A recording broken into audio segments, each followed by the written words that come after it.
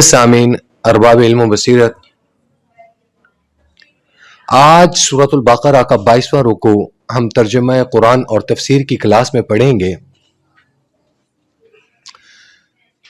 سورۃ البقرہ کا یہ جو 22واں رکوع ہے، اس کو معزز سامعین اگر آپ یہ سمجھیں کہ اس کی شروعات جو ہے نا وہ آیت البر سے ہو رہی ہے، تو یہ بہت بہتر ہوگا کہ آیت البر سے مراد نیکی کے وہ احکامات جو اللہ رب العزت کی ذات نے مدنی کریم خاتم النبیین صلی اللہ تعالی علیہ وسلم کو سکھائے اور سمجھائے۔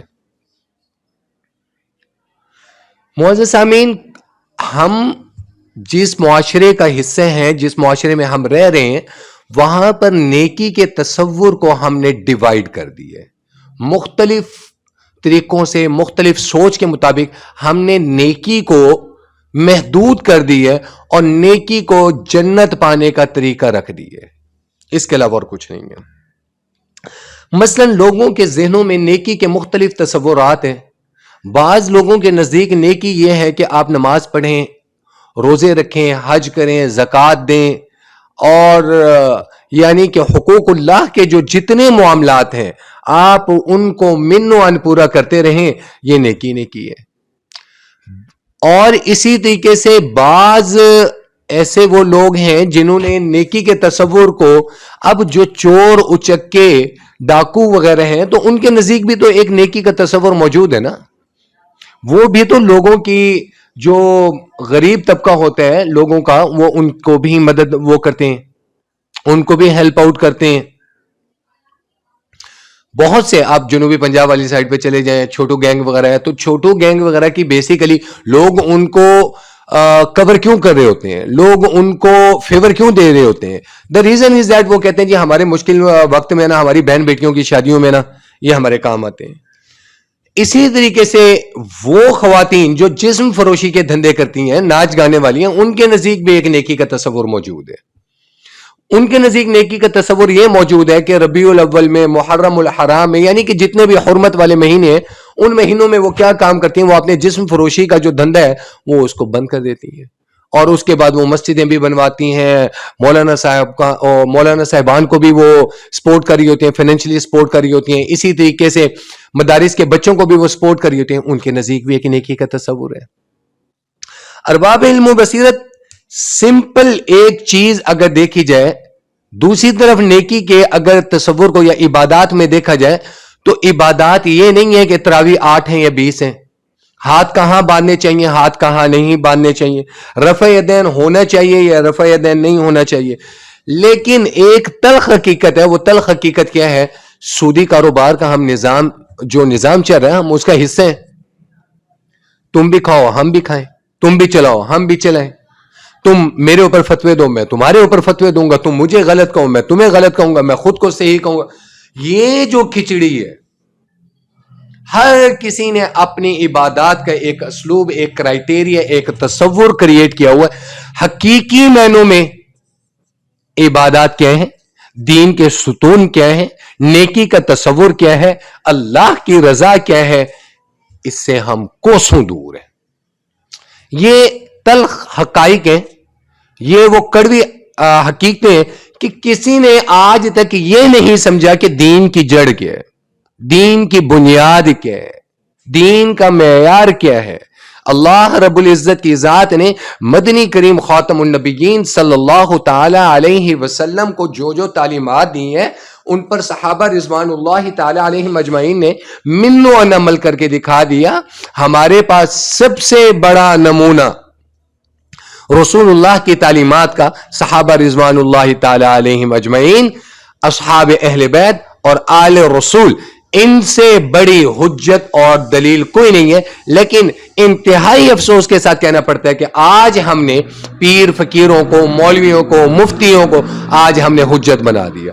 ہونا تو یہ چاہیے تھا نا کہ ہمارے لیے جو حجت ہے وہ قرآن اور حدیث ہونا چاہیے تھا، اور اس کے بعد صحابہ رضوان اللہ تعالی علیہم اجمعین، اور اس کے بعد اہل بیت، اس کے بعد آل رسول، یا جو مقلدین ہیں، مقلدین کے لیے ان کے ائمہ کرام، یہ حجت ہونی چاہیے تھی۔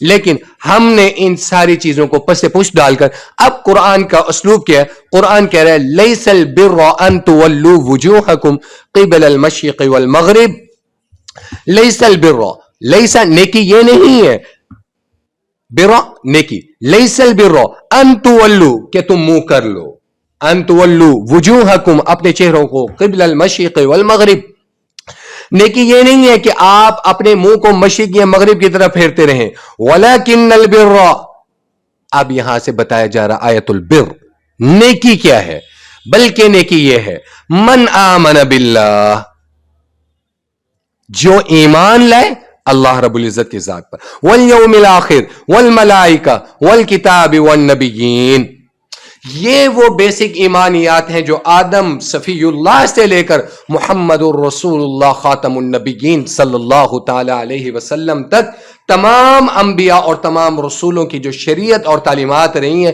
یہ بنیادی اکائی ایک رہی ہے۔ اب یہ ایمانیات ہے، یہ حقوق اللہ ہے جس میں کوئی دو رائے نہیں ہے، یہ تمام امتوں کے لیے یہ سیم رہی ہے، من آمن باللہ والیوم الاخر والملائکۃ والکتاب والنبیین۔ اب یہاں سے جو نیکی کا کانسیپٹ ہے، نیکی کا تصور جو قرآن دے رہا ہے، جو مدنی کریم خاتم النبیین صلی اللہ تعالی علیہ وسلم کو اللہ رب العزت کی ذات نے ڈائریکٹ سکھایا ہے، وہ کیا ہے؟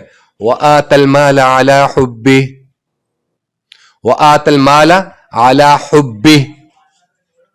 اب یہاں پر ایک چیز ذہن میں رکھیے گا، وہ دیتے ہیں، وآت المال اور وہ دے، عطا یاتی دینا، وہ دے مال علی حبہ اللہ کی محبت میں، ذوی القربہ رشتہ داروں کو، والیتامی یتیموں کو، والمساکین محتاجوں کو، وابن السبیل اللہ کے راستے میں انفاق فی سبیل اللہ، والسائلین مانگنے والوں کو، وفی الرقاب اور گردنیں چھڑانے والے وہ قیدی جو ناحق قید ہوں، جو ناحق قید ہوں، وہ قیدی جو اللہ کی رضا کے لیے قید ہوئے ہوں، وہ قیدی جو مدنی کریم خاتم النبیین صلی اللہ تعالی علیہ وسلم کی حرمت کے لیے قید ہوں، وہ قیدی جو اللہ کی رضا کے لیے قید ہوں، وہ قیدی جو حرمت رسول یا حرمت اللہ اس کے لیے قید ہو چکے ہیں، ان کے راستے میں خرچ کرتے ہوں، ان کے لیے دیتے ہوں۔ اب ایک بات، یہ جو ایمانیات ہیں جنہیں حقوق اللہ کا نام دیا گیا، حقوق اللہ پر ایک چیز میں پہلے عرض کر چکا ہوں، آدم صفی اللہ سے لے کر محمد رسول اللہ تک تمام امت کے لوگوں، تمام مخلوق کے لوگوں کے لیے سیم کرائیٹیریا ہے۔ اب جو اگلا ہے، اگر والیوم الاخر، آخرت کا جو ایمان ہے، آخرت کا ایمان یا ڈے آف ججمنٹ پر جو ایمان ہے، اس کی ریزن کیا ہے؟ اس کی ریزن یہ ہے کہ آپ نے دنیا میں جو کرنا ہے آپ کر لو، whatever you want to do you can, آپ کو کوئی نہیں روکے گا، but keep in your mind there will be the one day جسے ہم کہتے ہیں مالک یوم الدین، یوم الدین، یوم الجزا۔ اب یوم الجزا کا جو تصور ہے، یوم الجزا کا تصور یہ ہے کہ آپ نے جو کرنا ہے دنیا میں کر لے، اللہ نے آپ کو فری ہینڈ دے دی ہے، بٹ اللہ نے اس کا احتساب لازم کرنا ہے۔ جیسے آپ کسی کو حکمران سلیکٹ کرتے ہیں، آپ کسی کو ووٹ دیتے ہیں، آپ کسی سیٹ پر کسی افسر کو بٹھاتے ہیں، جب اس کی پوسٹنگ ہوتی ہے وہ چارج ٹیک اوور کرتے ہیں آنے والے افسر کو، تو پچھلا جو افسر ہوتا ہے وہ جب آڈٹ کرواتا ہے تو وہ جو آڈٹ ہوگا اس کا ریسپانسبل کون ہوگا؟ پچھلا افسر ہوگا۔ تو اسی طریقے سے ایک آڈٹ اللہ رب العزت کی بارگاہ میں بھی ہمارا ہونا ہے۔ اگر یہ چیز نہ ہو تو پھر تو ٹھیک ہے، آپ حلال کما رہے ہیں، حرام کما رہے ہیں، آپ جو بھی کر رہے ہیں آپ کرتے رہیں۔ اگر یوم الدین کا ڈر نہ ہو، یوم الجزا کا ڈر نہ ہو، یوم الآخر کا ڈر نہ ہو، تو ارباب علم و بصیرت نیکی کون کرے گا؟ یہاں پر تو گنڈا راہ چلے گا، یہاں پر تو اندھیر نگری اور چوپٹ راہ چلے گا۔ یہ چیز اب اللہ کے حضور اور اللہ کے روبرو جو خرچ کرنا ہے، وآت المال علی حبہ، اور وہ خرچ کرے مال اس کی محبت کے باوجود. مال کی محبت ایک فطری تقاضا ہے ہر بندے کو، اسباب کی حد تک دنیاوی طور پر مال و دولت سے، مال و متاع سے اللہ نے اس کی محبت رکھی ہے. لیکن یہاں پر علی حبہ کی جو ہے نا ضمیر، یہ ضمیر متصل ہے، اور علی حبہ کی یہ ضمیر یہ اللہ کی طرف نہیں ہے. وآت المال علی حبہ، یہ وہ حب ہے جو ہر انسان کو اپنے مال کے ساتھ ہو، ہر انسان کو اپنی مال و متاع کے ساتھ ہو. وآت المال علی حبہ، علی حبہ اولاد کے ساتھ، بیوی بچوں کے ساتھ، اپنے گھر کے ساتھ، اپنے زمینوں کے ساتھ، اپنے رقبوں کے ساتھ، اپنے پلازوں کے ساتھ، اپنے بینک بیلنس کے ساتھ.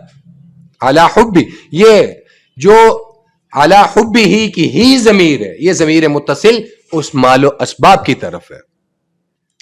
ذوی القربى والیتامى والمساکین وابن السبیل والسائلین فی الرقاب. سب سے پہلا جو کرائٹیریا ہے وہ عزیز و اقارب کا، آپ کے رشتہ داروں کے. آپ مالدار ہیں، اللہ نے آپ کو صاحب ثروت بنایا، اللہ رب العزت کی ذات نے آپ کو صاحب حیثیت بنایا. آپ کے رشتہ داروں میں کوئی غریب ہے، مولانا سامعین انتہائی دکھ بھری، یہاں پر میں ایک بات ایڈ آن کرنا چاہوں گا. قرآن ہمیں کہہ رہے ہیں وآت المال علی حبہ ذوی القربى. ہم سب سے پہلا جو حق پامال کرتے ہیں ایز اے باپ ہو کے، ہم اپنی اولاد کا حق پامال کرتے ہیں. کسی اولاد کو زیادہ پیار دے دینا اور کسی کو کم دے دینا، کسی کو جائیداد زیادہ دے دینا، کسی کو کم دے دینا، کسی سے الفت اور انس زیادہ ہو جانا، کسی سے کم ہو جانا، یہ ڈویژن ہے اور یہ ناانصافی ہے. رشتہ داروں کو آپ سب سے پہلے، آپ کا جو حق ہے ذوی القربہ میں، آپ اپنے بہن بھائیوں کو دیکھیں، آپ اپنے قریبی رشتہ داروں کو دیکھیں، آپ اپنے ماں باپ کو دیکھیں جو ان کے عزیز و قریب ہیں، جو ان کے ہم عمر ہیں، ہم عصر ہیں، آپ ان کو دیکھیں. والیتامى، اور جو یتیم ہیں، اور یتیم ہیں، اور سب سے بڑی چیز یتیم ہونے کے ساتھ ساتھ سن بلوغت تک نہیں پہنچا تو آپ پر فرض ہے ان کی خدمت کرنا، ان کی دیکھ بھال کرنا. والمساکین، مساکین وہ نہیں ہے مسکین، ہمارے ایک غلط العام ہے کہ جس کی ماں مر جائے ہم کہتے ہیں جی وہ مسکین ہے. سوری ٹو سے، مسکین سے مراد یہاں پر کیا ہے؟ محتاج لوگ. وہ محتاج لوگ جو اپنے کنبے کی پرورش نہ کر سکتا ہو آسانی کے ساتھ، وہ مسکین ہے، اس کو دیکھیں. وابن السبیل، اور انفاق فی سبیل اللہ، اللہ کے راستے میں، اللہ کی رضا کے لیے جہاں آپ کو مناسب لگے، مسجد ہو گئی، مساجد ہو گئی، مدارس ہو گئے، قرآن ہو گیا، جہاں قرآن درس و تدریس کا کام ہو رہا ہے وہاں دیکھیں آپ. یہ وابن السبیل میں، اللہ کے راستے میں، اللہ کی رضا کے لیے، اللہ کی خوشنودی کے لیے، جہاں آپ کا دل، آپ کا ضمیر مطمئن ہو وہاں پر آپ خرچ کریں. والسائلین، سوال کرنے والے. ایک وہ یہاں پر ایک چیز اور ایڈ آن کر دوں، سائلین سے مراد وہ بھکاری نہیں ہے جو پیشہ ور بھکاری ہیں، کیونکہ مدنی کریم خاتم النبیین صلی اللہ تعالی علیہ وسلم نے سائلین مانگنے والے جو پیشہ ور بھکاری ہوتے ہیں یا بھکاری ہیں ان کی تضحیق فرمائی ہے، آپ نے ان کا رد فرمایا ہے. یہ وہ سائلین ہیں، وہ سفید پوش لوگ ہیں جو آپ کو بظاہر سوال کرتے ہوئے نظر نہیں آتے، لیکن آپ اپنے محلوں میں دیکھیں، آپ اپنے ارد گرد میں دیکھیں، وہ سفید پوش لوگ جن کی بچیاں جوان بیٹھی ہیں وہ سوال نہیں کر سکتے لیکن وہ ڈیزرونگ ہیں. وہ پھر رقاب، یہ میں پہلے بتا چکا ہوں، یہ وہ لوگ ہیں جو اللہ کی رضا، اللہ کی ربوبیت، اللہ کی الوہیت، محمد رسول اللہ، عرب کے چاند کی حرمت کے لیے، دین اسلام کی حرمت کے لیے، دین اسلام کی ترویج کے لیے قانون کو ہاتھ میں نہ لیتے ہوئے، قانون کو، اس کسی بھی ملک کے قوانین کو، کسی بھی ملک کے کانسٹیٹیوشن کو ہاتھ میں نہ لیتے ہوئے قید ہو جائیں غیر مسلمز کے ہاں، تو ان کے بارے میں وہ پھر رقاب، یہ وہ لوگ ہیں گردنیں چھڑانے والے. وَأَقَامَ الصَّلَاةَ وَآتَ الزَّكَاةَ، نماز قائم کریں اور زکات دے. وَأَقَامَ الصَّلَاةَ، نماز قائم کریں، اور وَآتَ الزَّكَاةَ. ارباب علم و بصیرت، دین اسلام کے حکمت کو ملاحظہ کیجئے. سب سے پہلے اللہ رب العزت کی ذات نے اپنی ایمانیات کا ذکر فرمایا. من آمن باللہ والیوم الآخر, ڈے آف ججمنٹ, پریکاشن دے دیا کہ اس دن میرے پاس آنا ہے. والملائکہ, فرشتوں پر ایمان. والکتاب والنبیین, یہ سارا دینے کے بعد پھر اللہ نے انسانی ہمدردی کی ٹریننگ دی کہ انسانیت میرے بعد انسانیت, میرے بعد انسانیت, میرے بعد انسانیت, میرے بعد انسانیت, میرے بعد حقوق العباد. انسانیت مین حقوق العباد, میرے بعد حقوق العباد. حقوق اللہ کے فوراً بعد حکم دے دیا حقوق العباد کا. اب تیسری جگہ پر جو حکم ہو رہا ہے وہ کیا ہو رہا ہے؟ وہ اقام الصلاۃ وآت الزکات. اب جو عبادات ہیں, اب اللہ کی بندگی, اللہ کی اطاعت, اللہ کی بندگی کے جو طریقے ہیں, نماز, روزہ, حج, زکات, یہ ساری چیزیں اللہ رب العزت کی ذات نے تیسری جگہ پر رکھ دی. نمبر 1 حقوق اللہ, نمبر 2 حقوق العباد, نمبر 3 آپ کی وہ عبادات آ گئی. اب یہاں پر ان لوگوں کا رد ہے جو مصلے جنہوں نے توڑ دیے, جنہوں نے جے نمازیں توڑ دیں, جنہوں نے صف اولا کے چکروں میں پچھلے وہ نمازیوں کے کندھے پھلانگ پھلانگ کے جا رہے ہیں یہ صف اولا کا ثواب لینے کے لیے. تو یہ وہاں پر ان کا رد کر دیا گیا. اللہ رب العزت کی ذات نے کہا یہ تیسری جگہ پر ہے. اب سب سے پہلے میری رضا, میری اطاعت, مجھ پر ایمان, پھر باقی ایمانیات, اس کے بعد حقوق العباد. حقوق العباد میں کیا آ گیا؟ ذوی القربى والیتامى والمساکین وابن السبیل والسائلین وفی الرقاب, یہ 6 چیزیں آ گئی. اس کے بعد واقام الصلاۃ وآت الزکاۃ. پھر اللہ رب العزت کی ذات نے اب یہاں پر ایک چیز میں ایک جملہ آپ کو بتا دوں, دین کی جو روح ہے وہ ایمان ہے, اور نیکی کی جو روح ہے وہ انسانی ہمدردی ہے. دین کی روح ایمانیات, اور نیکی کی جو روح ہے وہ کیا ہے؟ انسانی ہمدردی ہے. اسی طریقے سے آگے اللہ رب العزت کی ذات نے فرمایا والموفون بعہدہم اذا عاہدوا, جو وعدہ کرو, والموفون بعہدہم اذا عاہدوا, جو وعدہ کیا جائے اس کو پورا کرو. یہ بھی ایمانیات میں آ گیا. وقام الصلاۃ وآت الزکاۃ والموفون بعہدہم اذا عاہدوا, اور پورا کرو اپنے عہد کو جب وہ عہد کر لیں. اب وہ جو عہد ہے وہ ایمانیات میں بھی ہو سکتا ہے, وہ اقرار باللسان و تصدیق بالقلب والا بھی ہو سکتا ہے. یہ ایمانیات کا عہد ہو گیا. اور اسی طریقے سے وہ عہد جو حقوق العباد میں آتے ہیں, جس میں سب سے بڑا عہد ماں باپ کا اپنی اولاد کے ساتھ ہے, اولاد کا اپنے ماں باپ کے ساتھ ہے, بیوی کا اپنے شوہر کے ساتھ ہے, شوہر کا اپنی بیوی کے ساتھ ہے, ہمسایوں کے عہد ہیں, ارد گرد کے جتنے معاہدات, ہماری زندگی, ہمارا معاشرہ معاہدات کے گرد گھومتے ہیں. تو یہ ساری چیزیں اس میں ایڈ آن ہو جائیں گی.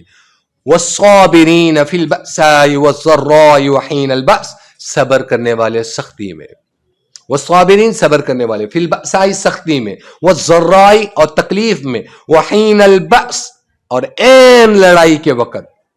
اولئک الذین صدقوا, یہی تو لوگ صادق ہیں, یہی تو لوگ سچے ایمان والے ہیں. اولئک هم المتقون, یہی لوگ متقی ہیں, یہی لوگ اللہ کا ڈر رکھنے والے ہیں. ارباب علم و بصیرت, آپ نیکی کا تصور بدھ مت میں دیکھ لیں, آپ نیکی کا تصور ہندو مت میں دیکھ لیں, آپ نیکی کا تصور سکھ مت میں دیکھ لیں, آپ نیکی کا تصور جین مت میں دیکھ لیں, آپ نیکی کا تصور زرتشت میں دیکھ لیں. دنیا کا کوئی مذہب ایسا نہیں ہے جس میں نیکی کا تصور نہ ہو. لیکن نیکی باطل کو چیلنج کرتی ہے, نیکی ہمیشہ باطل کو چیلنج کرتی ہے. نیکی صرف خانقاہوں تک محدود نہیں ہے, نیکی صرف ذکر تک محدود نہیں ہے, نیکی صرف نمازیں پڑھنے تک محدود نہیں ہے, نیکی انفرادی سطح تک محدود نہیں ہے. نیکی وہ ہونی چاہیے جو اللہ کو مطلوب ہو. اللہ کو مطلوب کیا ہے؟ باطل کا سر کچل دو, یہ نیکی ہے. اب باطل, آپ کا نفس باطل, آپ کا نفس باطل ہو, اس کا سر کچل دو. دنیاوی طور پر آپ دیکھو, اگر کوئی چیز باطل ہے آپ اس کا سر کچل دو, یہ نیکی ہے.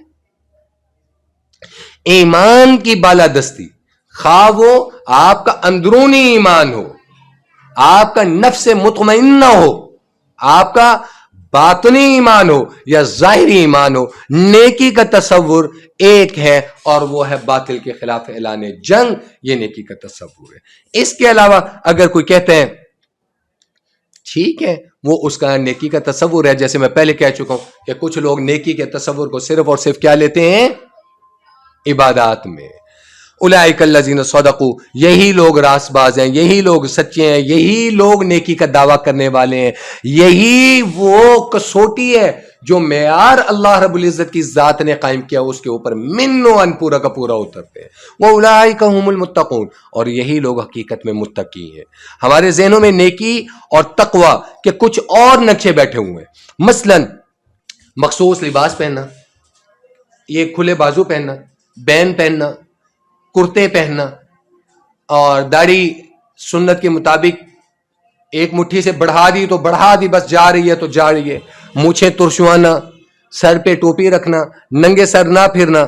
لیکن یہ جو ایک ہم نے ہیولا اور ہائپ کریٹ کی ہوئی ہے ہمارے معاشرے میں، یہ جو بظاہر ایک خاص وضاقت ہے، خاص لباس ہے، خاص رہن سہن ہے، یہ نیکی کا تصور ہمارے ہاں کچھ لوگوں نے کریٹ کیا ہوا ہے.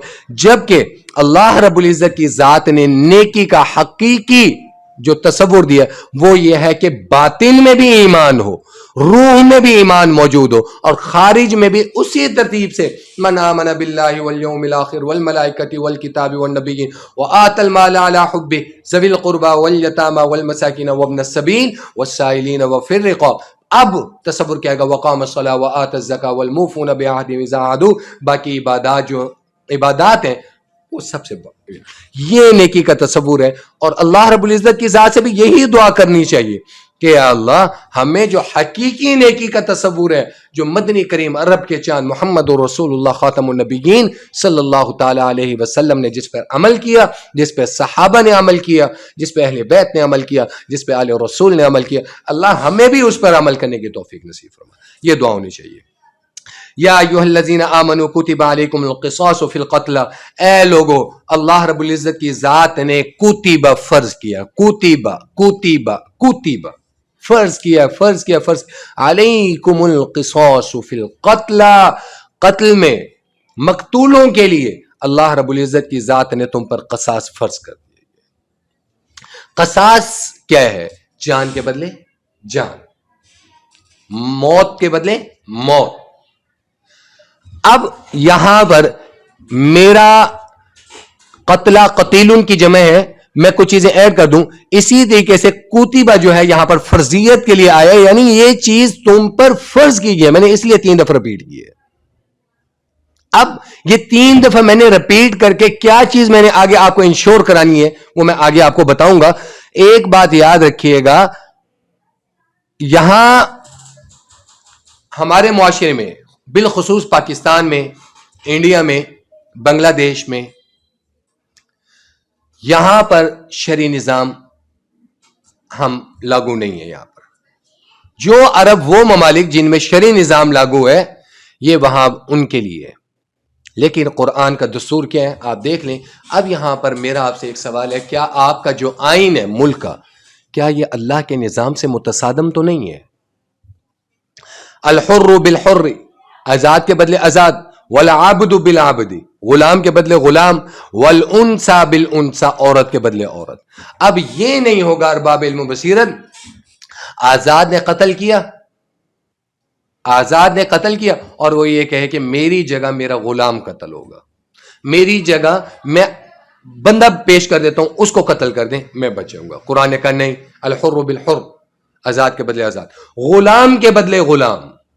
غلام نے قتل کیا تو اس کے آقا کو کچھ نہیں کہا جائے گا، غلام کے بدلے غلام ہی مارا جائے گا. والانثى بالانثى، عورت کے بدلے عورت ہی ماری جائے گی. یہ نہیں ہوگا کہ اگر مالدار متمول خاندان کی عورت ہے تو وہ یہ کہے کہ جی نہیں جی میری جگہ میرے کسی ملازم کو مار دیں، میری جگہ میرے کسی غلام کو مار دیں، یا میری جگہ کوئی اور عورت کو مار دیں. ایسا نہیں ہوگا. اب ایک بات، جیسے محمد رسول اللہ صلی اللہ تعالی علیہ وسلم کے زمانے میں عرب میں معیار قائم تھا اسلام سے پہلے. کیا تھا؟ اوس اور خزرج جو قبیلے تھے نا، اگر اوسی اوس قبیلے کا کوئی بندہ خزرجی کو قتل کر دے گا تو وہ 3 گنا زیادہ خون بہا وصول کرے گا، اور خزرجی اگر اوسی کو قتل کر دے گا تو 1/3 خون بہا ادا کرے گا. یہ ان کا قانون تھا. اب یہاں پر آ کے مساوات کا اور برابری کا جب اسلام نے تصور دے دیا تو یہاں پر آ کر امام ابو حنیفہ رحمہ اللہ تعالی نے فرمایا تمام مسلمان آپس میں کیا آتے ہیں؟ کف، برابر کے کف میں آتے ہیں. یہاں پر برابر ہے. کمزور ایمان والا ہے، بہت بڑا متقی اور پرہیزگار ہے، برابر. 9 مسلم ہے اور 1 جدی پشتی مسلم، برابر ہے. قرآن نے یہاں پر تخفیف اور تخصیص ختم کر دی. اب یہاں پر قرآن جو بات میں آپ سے کرنے لگا تھا کتبہ، یہاں پر فرض کیا گیا آپ پر، لیکن ارباب علم و بصیرت اب آگے ایک بات یاد رکھیے گا، فمن عفی له من اخیہ شیء فاتباع بالمعروف. بس جو کوئی پھر جس کو عفیہ معافی ہو جائے لہو اس کے اس عمل پر، من اخی اس کے بھائی کی طرف سے، شیء فاتباع بالمعروف اس کی پیروی کرے معروف ایک دستور کے مطابق، معروف کے ساتھ، وَأَدَاءٌ اور ادا کرے الیہ بِإِحْسَان اور اس کو ادا کرے حسن سلوک کے ساتھ. یعنی اب یہاں پر کوئی انسان یہ کہتا ہے کہ قاتل کو لا کر مقتول کے ورثاء کے سامنے قتل کے لیے کھڑا کر دیا جائے کہ اب اس کی جان لینا تمہارے بس میں، تمہارے ہاتھ میں جلاد تلوار لے کر کھڑا ہوا ہے، تم چاہو تو وہاں پر ان کو معاف کر سکتے ہو. یہاں پر حکومت، ادارہ، وہاں پر کوئی بھی کسی بھی قسم کا حاکم، قاضی، ادارہ، بادشاہ وقت بھی اس پر دباؤ صلح کے لیے نہیں ڈال سکتا. اب چاہو تو اس کو معاف کر دو، اور چاہو وہ ادا الیہ بِإِحْسَان، وہ جو معروف ہے، دیت ہے، وہ ایک مخصوص طریقے سے اس کو ادا کر دی جائے. یا اللہ رب العزت کی طرف سے ایک تخفیف ہے اور ایک رحمت ہے انسانوں کے لیے کہ اللہ رب العزت کی ذات نسل انسانی پر رحم فرماتے ہوئے قتل بقتل، یہ نسل در نسل اگر سلسلہ چلتا رہا تو نوع انسانی خطرے میں پڑ جائے گی. ارباب علم و بصیرت ایک بات یاد رکھیے گا، اب قرآن نے یہاں پر جو معافی کا تصور دی ہے، ذالک تخفیف من ربکم ورحمہ، تمہارے رب کی طرف سے ایک تخفیف اور رحمت ہے. یہ کس کو دی گئی ہے؟ یہ ورثاء کو دی گئی ہے. کس کو دی گئی ہے؟ ورثاء کو. تو ہمارے ملکوں میں جو صدر کو اپیل کی جاتی ہے، اور صدر جس کی چاہتا ہے اپیل ایکسیپٹ کر لے تو وہ پھانسی ختم ہو گئی، اور جس کی چاہے ریجیکٹ کر گئے وہ تختے پہ چڑھ گیا. قانون قرآن اور حدیث کے مطابق ارباب علم و بصیرت آپ مجھے بتائیں صدر کو کہاں اختیار حاصل ہے کسی کو معاف کرنے کا؟ کیا یہ جو صدارتی معافی کا نظام ہے یہ اللہ کے نظام سے متصادم ہو گیا؟ پہلے تو آپ کے آئین کا نظام جو ہے وہ متصادم ہے، پھر اس کے بعد آپ آگے چلیں ایڈ آن کریں تو صدر صاحب جو معافی دے رہے ہیں وہ کس قانون کے تحت دے رہے ہیں؟ جبکہ قرآن کو دیکھنا چاہیے نا. تو اس حوالے سے جو ہماری شرعی عدالتیں ہیں، شریعت کورٹ ہے، ان کو دیکھنا چاہیے کہ یہاں پر ہو کیا رہا ہے. فَمَنِ اعْتَدَىٰ بَعْدَ ذَلِكَ فَلَهُ عَذَابٌ عَلِيمٌ، اس کے بعد جو بھی اس حد سے تجاوز کرے گا اس کے لیے دردناک عذاب ہوگا. ارباب علم و بصیرت یہاں سے مراد یہ ہے کہ لوگ اس چیز کو وتیرہ نہ بنا لیں کہ قاتل قتل کرتا جائے اور وہ کہے میں قصاص دیتا جاتا ہوں چھوٹتا جاؤں گا، قصاص دیتا جاؤں گا چھوٹتا جاؤں گا. تو اس طرح اس کو عادت نہ بنا لیں. اگر کوئی اس کو عادت بنا لیتے ہیں تو اس کے لیے دردناک عذاب ہے. وَلَكُمْ فِي الْقِصَاصِ حَيَاةٌ يَا أُولِي الْأَلْبَابِ لَعَلَّكُمْ تَتَّقُونَ، وَلَكُمْ اور تمہارے لیے فی القصاص قصاص میں حیات زندگی ہے، یا اولی الالباب اہل عقل، لعلکم تتقون تاکہ تم بچ سکو، ارباب علم و بصیرت معاشرتی زندگی میں عفو درگزر ایک بہت اچھی قدر ہے، ایک اچھی روایات ہیں، اور اللہ رب العزت کی ذات نے یہ عفو درگزر کی جو یہ روایات ہیں یہ اسلام میں سب سے زیادہ، تمام مذاہب میں سب سے زیادہ پائی گئی ہیں. اسی طریقے سے سورۃ التغابن میں وَإِن تَعْفُوا وَتَصْفَحُوا وَتَغْفِرُوا فَإِنَّ اللَّهَ غَفُورٌ رَحِيمٌ، اور اگر تم نے معاف کر دیا اور چشم پوشی سے کام لیا، بخش دیا، تو یاد رکھنا قیامت کے دن اللہ رب العزت کی ذات بھی آپ کے ساتھ یہی معاملہ فرمائیں گے، چشم پوشی والا معاملہ فرمائیں گے، درگزر والا معاملہ فرمائیں گے. فَإِنَّ اللَّهَ غَفُورٌ رَحِيمٌ، اللہ بخشنے والے.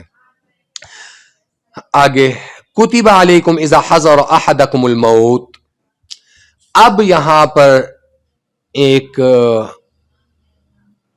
وہ مسئلہ آ رہا ہے جو ہمارے ہر دوسرے گھر میں، خواہ وہ نیک متقی اعلیٰ اور عرفہ پرہیزگاروں کا گھر ہے، چاہے یہاں پر ایک دنیاوی طور پر مالدار لوگ ہیں ان کا گھر ہے، غریب غربا ہیں، یہاں سے کتب علیکم اذا حضر احدکم الموت ان ترک خیرا الوصیۃ للوالدین والاقربین بالمعروف حقا علی المتقین، یہاں سے لے کر جہاں پہ رکوع ختم ہو رہا ہے ارباب علم و بصیرت، یہ ایک بہت لمبا اور بہت سینسٹیو معاملہ ہے۔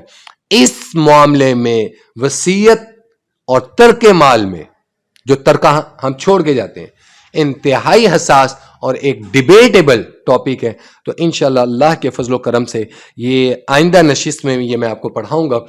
دعا ہے اللہ رب العزت کی ذات سے کہ اللہ رب العزت کی ذات کامل ایمان والی زندگی نصیب فرمائے، اور جتنے ہمارے عزیز و قاری وفات پا چکے ہیں اللہ رب العزت کی ذات ان کی بخشش فرمائے، جتنے مسلمان مرد و عورت وفات پا چکے ہیں اللہ ان کی بخشش فرمائے، ان کے درجات بلند فرمائے۔ اللہ رب العزت کی ذات ہمارے اس پڑھنے پڑھانے کو ہمارے لیے صدقہ جاریہ بنائے، اور اللہ رب العزت کی ذات ہمیں اس پر عمل کرنے کی توفیق نصیب فرمائے۔ جزاک اللہ احسن الجزاء۔ یا وجیہ الدین والکرم وحلیف العلم والحکم